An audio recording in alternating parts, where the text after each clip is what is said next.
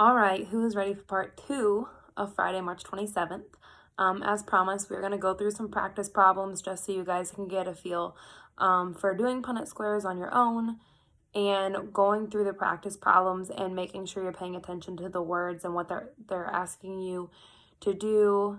We are only going to do the first half of the assignment today, and then I will post the second half for you Monday with a review of the questions I asked you to do on your own today.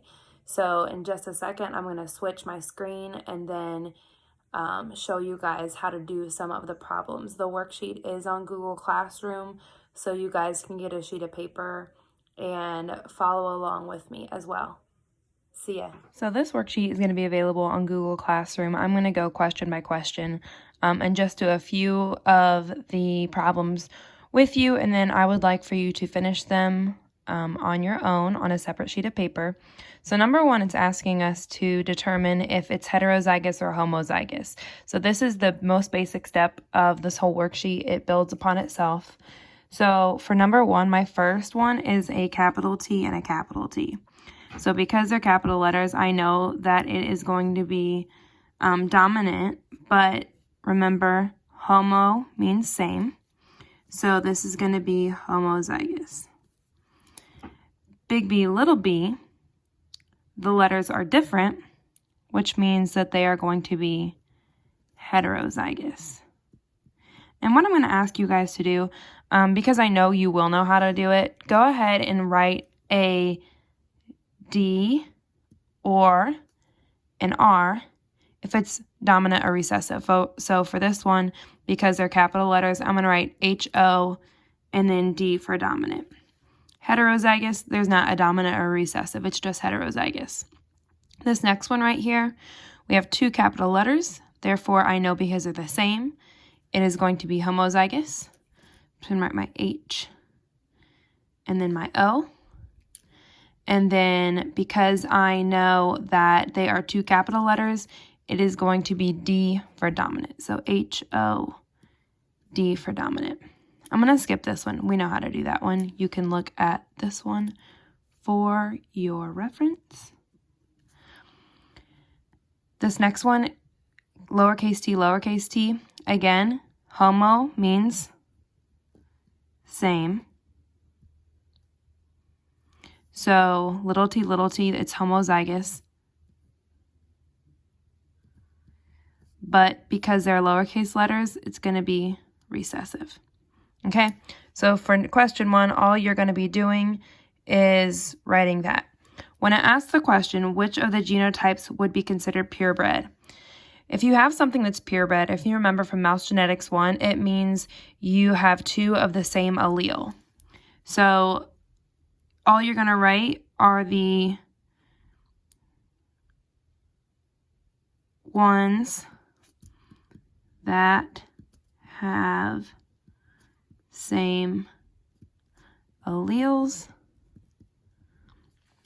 And then the second question, which of the genotypes in number 1 would be hybrids? Ones that have different alleles. And again, hybrid, just remember mixing things up. Question 2 says determine the phenotype for each genotype using the information provided about Spongebob. What's up, Spongebob?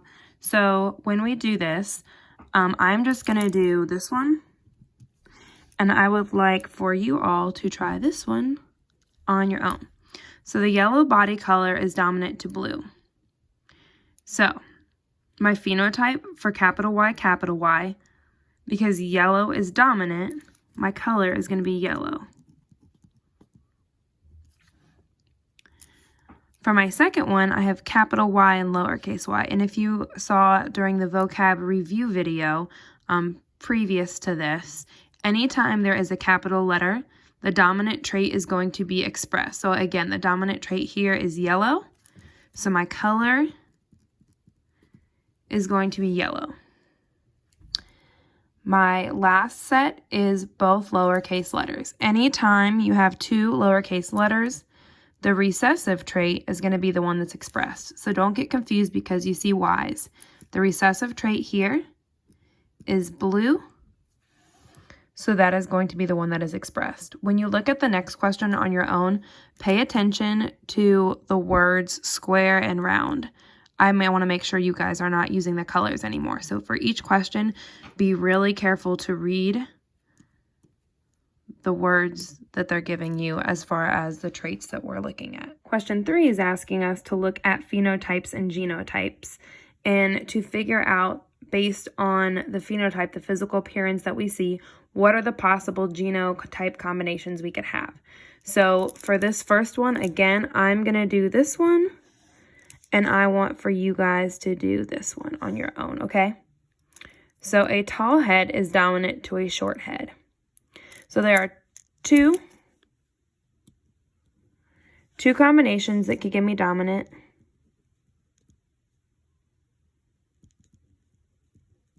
Expression. And one that could give me recessive expression. And if you remember from question 1, it's either going to be heterozygous, homozygous dominant, or homozygous recessive. So those are our 3 options here. So for tall, if tall is dominant, a capital T and capital T is going to give me a tall body. A capital T and a lowercase t is also going to give me a tall body because it always has the capital T. For a short body, the only combination I can have is going to be a lowercase t and a lowercase t. I have to get the recessive from my mom and the recessive from my dad in order for that to happen. Again, make sure for the one you're trying that you look at pink body and yellow body and not tall and short. Make sure you're reading your work. For question number 4, I'm going to pull out my KWS chart for us to use to solve it as we are going through. These word problems are going to be really tricky as far as making sure that you are looking at your vocab. Question 4. SpongeBob SquarePants recently met Sponge Susie Roundpants at a dance. SpongeBob is heterozygous for his square shape, but Sponge Susie is round. Create a Punnett square to show the possibilities that would result if SpongeBob and Sponge Susie had children. Hint, read question 2, okay? So, for my handy dandy KWS chart, remember K is what you already know, W is what are we looking to figure out, and S is solve and check. And the key here is that your solve and check actually answers your W. So you have to make sure that this answers this part. So back to our question. What do we already know? So we already know on this question that SpongeBob is heterozygous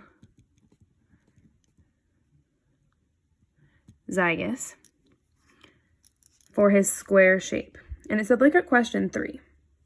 So square shape, they use S's. So we're going to keep doing that. But SpongeBob is heterozygous. So this guy right here is going to be SpongeBob. So I'm going to come back down to my KWS chart, and I know that SpongeBob's genotype, not phenotype, is capital S, lowercase s. And his phenotype is, I'm going to let y'all figure that one out. Because if you haven't seen SpongeBob or know who he is, you should know his shape. Next, we know that Sponge Susie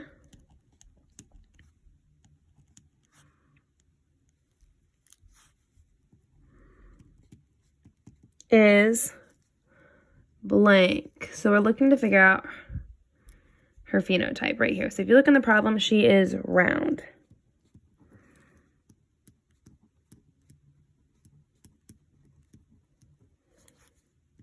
Now if you go back to question 3, you should have lowercase, lowercase, that's recessive,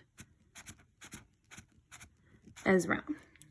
So we also can say that we know that her genotype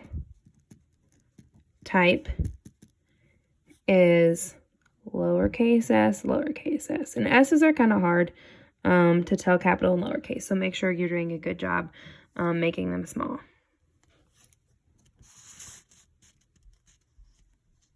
Okay, that covers what we know. Next, what do we want to know? So that's where we have to go to the question parts. The first thing that we want to know is the possible genotypes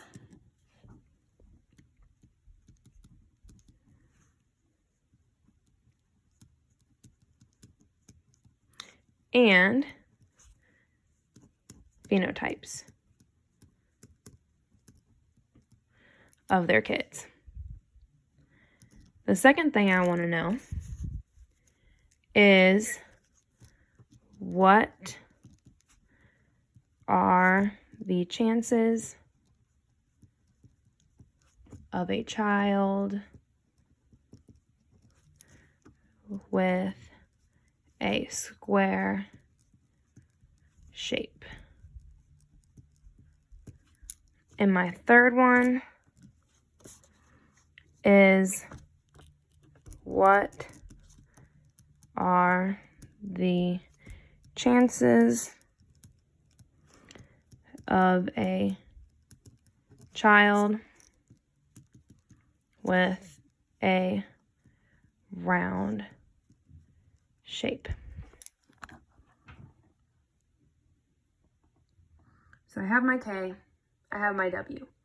Really, the W is on the worksheet, so I'm just going to put the K where we can see it, because that's really what information you're going to need to use. So when we go to actually solve this problem, solve and check, the first thing we're going to do, it really doesn't matter where you put Spongebob, but I'm going to put him on the top because he came first. So above this column, I'm going to put a big S. And above the second column, I'm going to put a little s. Remember, an allele can go here, an allele can go here. And this is, again, a review from your mouse genetics. Sponge Susie is round. So I'm going to put her genotype over here, lowercase s and lowercase s. When you do your Punnett square, the first thing you're going to do, I like to go down, but remember, capital letters go first. So if I have a capital letter, I'm going to put it in the first spot. And each box is going to have 2 letters. So I'm just going to do that to show you. And then I'm going to put another capital letter here. So it's going to go, this one is going to go in the first box and in the box below it. I don't see any more capital letters, so I know I can fill in the rest. I'm going to fill in S, lowercase s, and lowercase s, because I also went down. Now I'm going to go right. So this S can go in this blank and in this blank. The second S is going to go in this blank and this blank. So now I have my Punnett square. Possible genotypes. Remember, genotypes are letters. So my possible genotypes here, I have my first one is a capital S and a lowercase s. I'm going to put a colon. I'll say that for later. And then a lowercase s and a lowercase s. Now my question asks me also to put my phenotype. So all I'm going to do, I put colons right here to separate. Capital S, lowercase s, if you go up to your top, you should have something written there. I'm not going to tell you what, because I'm going to say it in just a second. Whatever you have written here, because it's capital lowercase, you're going to write it down here. So that phenotype is going to be square. And this phenotype is going to be round. Now, all we're going to be doing is looking at percentages, okay? and then fractions. What are the chances of the child with a square shape? Well, I have 1, 2 out of 1, 2, 3, 4. 2 out of my 4 have capital S, lowercase s, which means, again, that it's going to be round. I'm sorry, square. So my chances are 2 out of 4, which is what percent? 50. Now, for Susie, because she gave 2 lowercase s's, we end up having 2 children, the possibility of 2 out of the 4 boxes are lowercase s, which means that 50% is the probability. So they have a 50-50 shot of having a round child or a square. Question 5. I do want you to do it on your own, but I'm going to give you a few hints so you can practice. And then on Monday, I'm going to post the second half of the worksheet, and then I'm going to have you guys work on that as well, okay? So Patrick and Patty met at the dance. Both of them are heterozygous. That sounds important, so I'm going to underline that. For their pink body color, which is dominant, keyword, over a yellow body color. Create a Punnett square to show the possibilities that would result if Patrick and Patty had children. Hint, read question 3. So, both of them are heterozygous for pink. So, when we go to the second part of question 3, which you guys did on your own, there are 2 possibilities that'll give you a pink body. It should have been a homozygous dominant and a heterozygous. So, heterozygous,